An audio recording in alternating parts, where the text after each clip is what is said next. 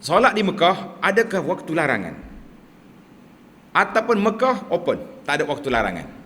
Boleh je solat sunat 24 jam. Selepas subuh, lepas asar, semua waktu. Hingga kemudian daripada tawaf. Dua, tulis nombor dua. Kemudian daripada tawaf, boleh kita buat bila-bila.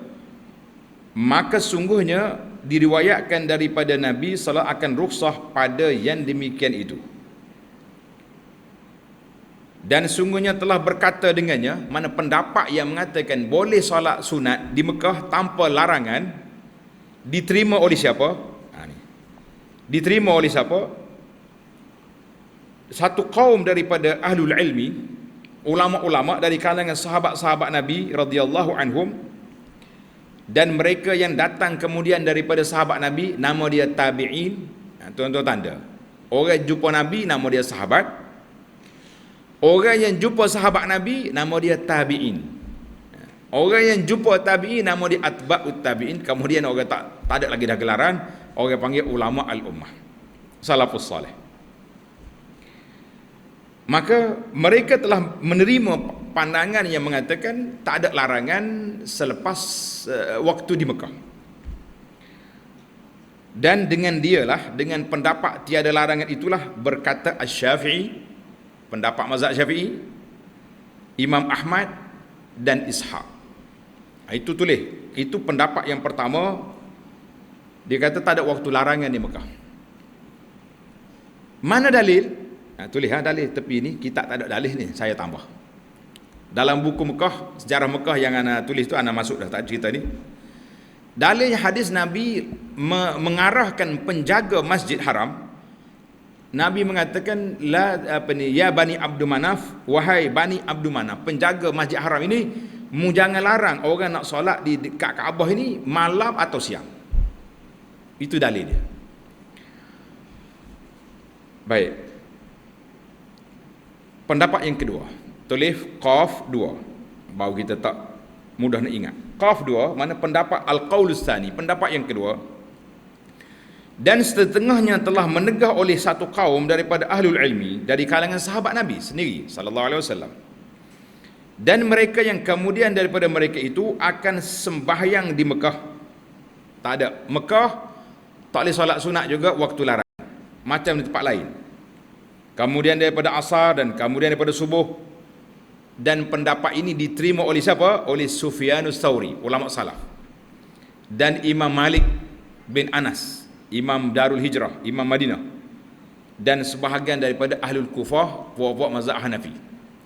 Jadi Malik dengan Hanafi mengatakan bahawa larangan terpakai juga di Mekah kecuali bersebab. Apa dia sebab? Sebab yang pertama, kita tawaf, kita masuk masjid, tahiyatul masjid, maka itu dipanggil bersebab. Sebab yang kedua, tawaf. Maknanya kita lepas solat subuh kita tawaf. Lepas kita tawaf, sunat kita solat sunat tawaf 2 rakaat. Jadi kita tak payah tunggu sampai naik matahari. Lepas habis tawaf 7 pusingan, terus dia solat sunat 2 rakaat. Dia panggil solat sunat tawaf. Itu bersebab.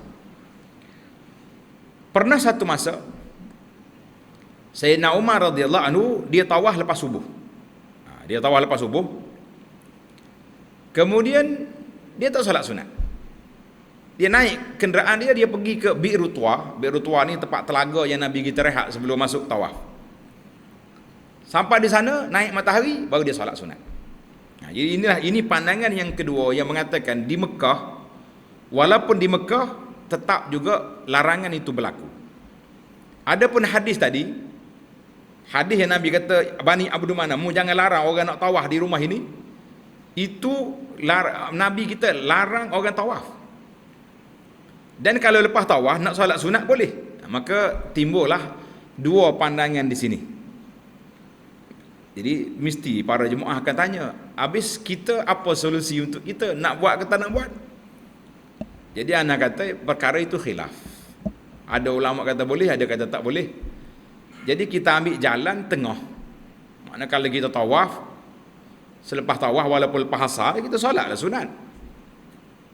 Nabi benarkan tawaf, boleh kita solat sunat.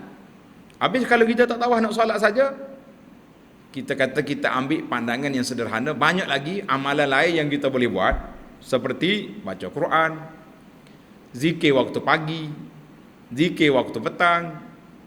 Banyak lagi perkara yang kita boleh buat, kita buat.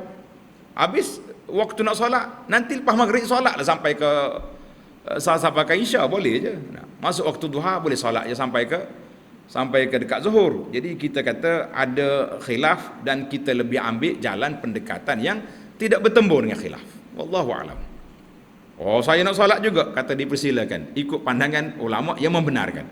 Jadi perkara ini ada keluasannya. Bila ada khilaf dia ada luas. Kalau tak khilaf sempit, satu lorong je. Wallahu alam. Itu kalau tanyalah, setengah jemaah haji tanya, pandangan ustaz macam mana? Saya kata mana saya ada pandangan, tapi cara kita nak mentaufik di antara dua pandangan yang boleh dengan tak boleh, kita kata kita ambil jalan pertengahan.